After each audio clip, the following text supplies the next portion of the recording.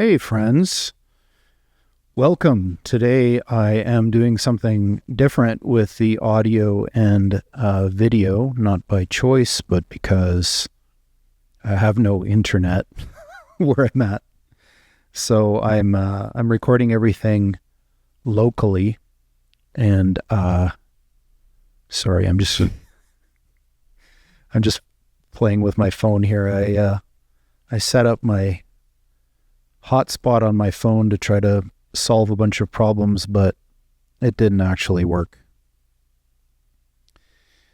I am in Blairmore, Alberta, and I wanted, just before I started telling you about today, I wanted to show you something.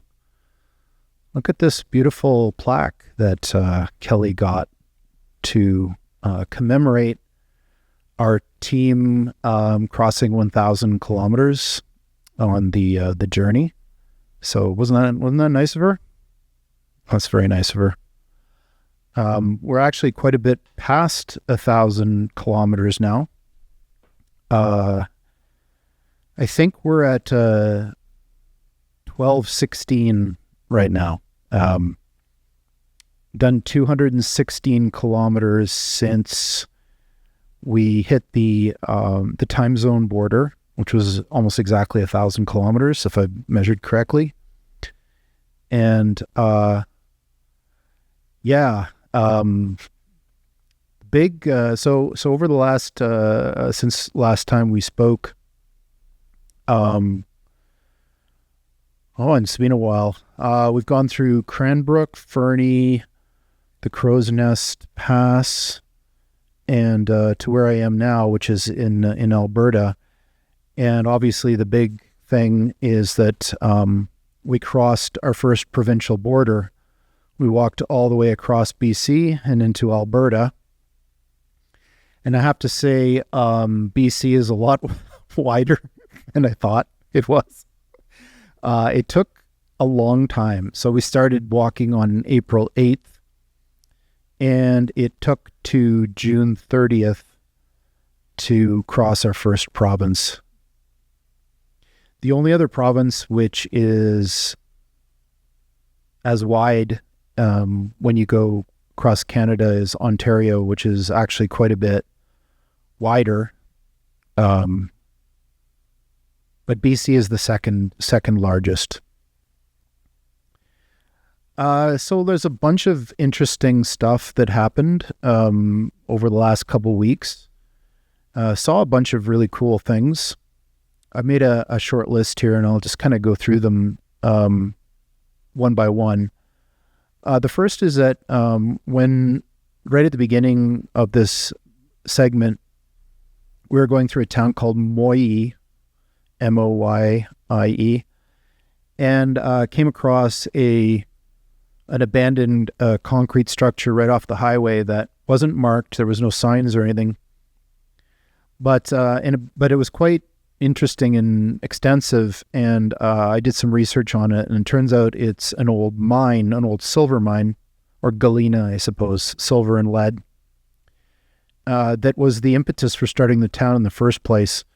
And a lot of the towns along the route that I've been walking are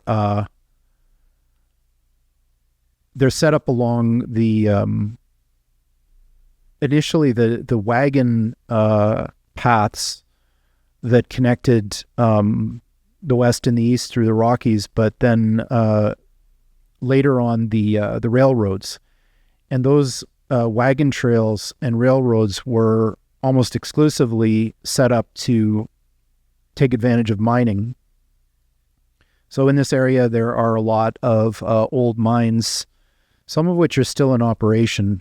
But this particular one in Moyie, which was which created a rush during its time, was an old silver and lead mine. And it was kind of striking that, this thing that was so important and kind of, was the soul of that town and the railroad that ran through it, wasn't even marked. It was just a bunch of, was that poem, Ozymandias? I can't remember exactly the quote, but yeah, maybe you know what I mean. After we went through Moyie, I took another one of my shortcuts and went on a mud hike. It was very, very slippery. And you know that thing where like in the 80s there was quicksand and you had to be afraid of it because you might fall into it, and then you found out later on that quicksand wasn't actually a thing? Well, it kind of is a little bit. So I had to go overland, and it was raining really hard, and where I was got really, really, really muddy and slippery, and I was just completely covered in mud by the end of it because I fell a whole bunch of times. So that was fun. Later on, a couple days later, I had a kind of a bit of excitement when one of the big rigs that was passing me on the highway had a tire blowout just as it was passing me. And it sounded like, a loud gunshot kind of thing. And I saw a bunch of smoke kind of coming out of the end of the rig. And it kind of started wobbling back and forth. And I was like, it was right in front of me. And I had a moment where my life flashed before my eyes. But the driver righted the rig and then kept going. I couldn't see if he stopped or not, but yeah, that was pretty exciting.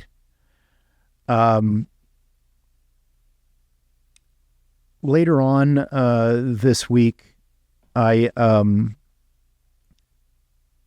because it was late June, I encountered a massive amount of traffic heading west on Highway 3, and one of the days, I think it was June 26th, I started noticing that the amount of traffic passing me going opposite the direction I was walking was just nonstop. So I started kind of counting in my head how many cars went by per minute, and then trying to estimate how many passed me during the day.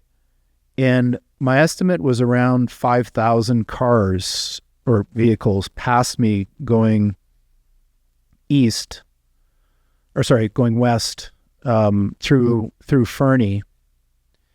And after I got back, I asked Google, how many people live in Fernie? And there's like 7,000 people. So I'm like, how the hell can there be 5,000 cars that pass me coming from here, where this is the only town anywhere near here? And I think the reason is that the Albertans, mostly from Calgary, have vacation plans over the Canada Day long weekend in BC, and they were all driving from Alberta into BC. Anyway, it was absolute pandemonium. Like, usually I get a break from the traffic noise, but on that day it was, it's like, so when you're on the highway, especially when there are borders on the sides, like the kind of rail things, and cars pass you, let's say there's only two lanes, one each way. The cars pass you within, maybe 5 or 6 feet of where you are. And because of the border, you get this kind of like, the sound gets kind of like concentrated inside the highway. And it's like being in a jet engine. So when you are in normal conditions, what happens is like there's like jet engine for a little bit, but then there's silence for a little bit as the traffic dies down. But on some of these days, it's just been like being in a jet engine for like 6 hours. And I was noticing after days like this, I was really, really tired and I wasn't recovering the day after. And I think it's partly the noise. Because I was like, the only difference between the last bit and, the early bit is, in terms of like actual workload, was the noise. And I noticed a very big difference in how I felt. I didn't feel good at all. that constant noise is not, it does something to your brain that makes it harder to recover. So anyway, that was a couple big traffic days. On the 28th of June, I went through a town called Sparwood, which is, it's like a small town. It's a coal mining town, so you can see the coal mines up on the hills, but kind of nice. And they have a giant mining truck there on display, which they claim is the world's biggest truck. And I stood next to this thing, and you can't even process it in your brain. Like when you look at it, your brain is trying to figure out what it's looking at, because it doesn't look like, it's not the size of a normal vehicle. It's like the size of, like, I don't know, a boat, and a fairly big one. So when I stood next to it and I tried to take picture with it, but I couldn't get the thing, any part of it in the picture. Any part of it that was in the picture, I only got like tire or whatever. The tires were about 10 feet tall just by themselves. And the thing was just enormous. It was really kind of cool. Apparently there was only one of these particular trucks built ever. And it was big. And then we crossed the BC Alberta border on June 30th, which was a major milestone and something that I'd been looking forward to for quite a while. And we did a little bit of a ceremony, I guess, at the border. Yes. All right, so where are we?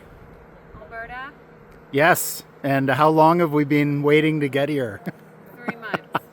That is correct. Around 3 months. How are you feeling about the entering into Alberta? I love Alberta. It's my home. Yeah, it's pretty nice, isn't it? Yeah, it's epic. Where I planted some seeds that a friend had given me. They're kind of like, they're wildflower seeds. So I guess the idea is that anybody who passes by that BC Alberta border sign now, hopefully there'll be a bunch of flowers that came from those seeds. And I guess one other thing I'd mention is that the place that I'm staying at now, which is the Cosmopolitan Hotel in Blairmore, Alberta, is a really old hotel with a lot of history. And it really reminds me of the hotel in The Shining. And I'm pretty sure it's haunted. We did some creeping and peeping around the hotel, and I put some footage in the video. But this place is burned down twice. And this area was infamous for rum running during Prohibition and people getting shot and all sorts of shenanigans. This really was the Wild West not too long ago. And this hotel was a part of that. Still active coal mines in this area. You can see the trains going by with coal in their cars, and the trains go by here every 2 or 3 times a day so far. So there's quite a bit of active mining going on in the area, and it's been very, very hot the last few days. Today, which I took off July 2nd, was so hot outside that, like, when I went out, I was like, oh my God, this is just unbearable. And I'm not even walking today. I just stepped outside. I don't even know how hot it is, but it's quite hot. So the on kind of like other news, in a while ago, I decided that I was going to compete in one of the X Prize competitions, which is the kind of built around quantum algorithms and quantum stuff. Like basically the idea is to try to find a way to use quantum computers that is cool and novel. And I've had this idea that I've been working on kind of in the back of my head now for a long time, which combines two areas that I've got considerable interest in. One is quantum computing itself, but the other is reinforcement learning. And, reinforcement learning sounds like a dry thing if you don't know what it is, but it's basically a theoretical framework for understanding how agents can make decisions.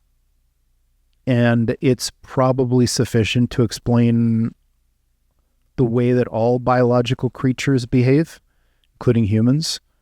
So this rather grandiose view that it's actually a theory of all aspects of mind, intelligence, conscious, first-person perspective, like the whole business is all explained by this this paradigm is a little bit of an aggressive perspective, but I think it's true. So the thing I've been working on explores the intersection of these two things in a way that I think is novel, where an environment that an agent is in contains quantum computation.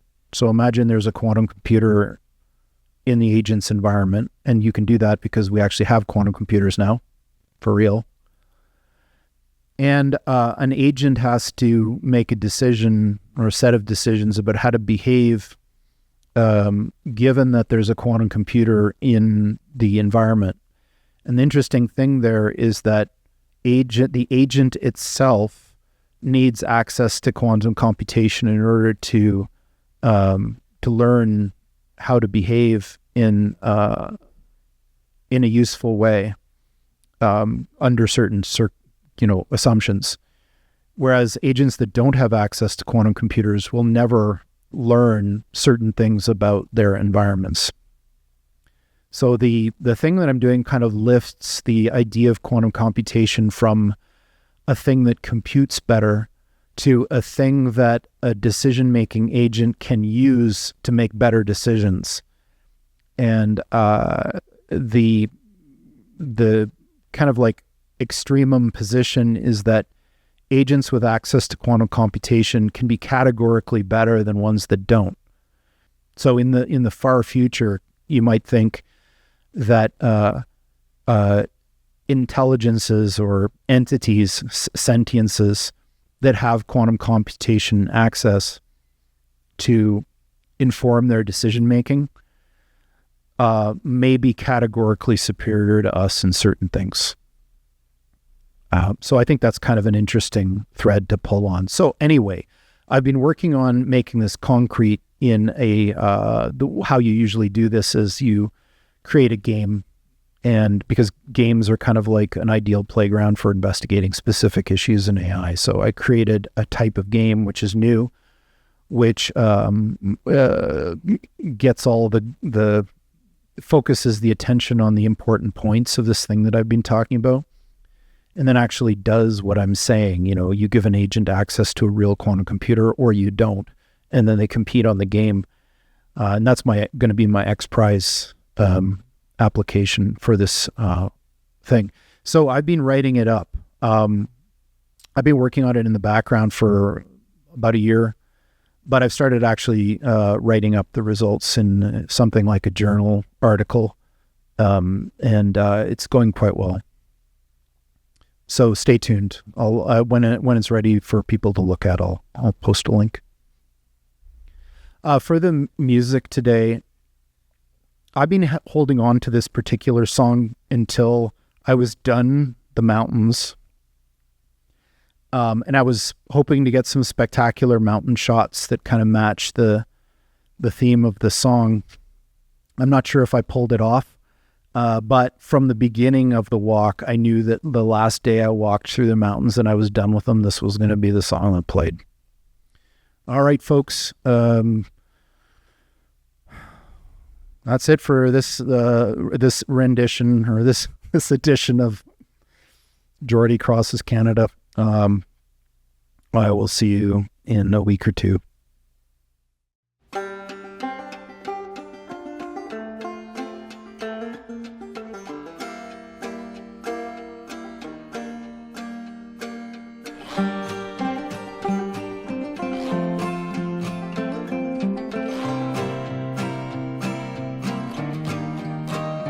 I was lost in the lakes and the shapes that your body makes, that your body makes, that your body makes, that your body makes.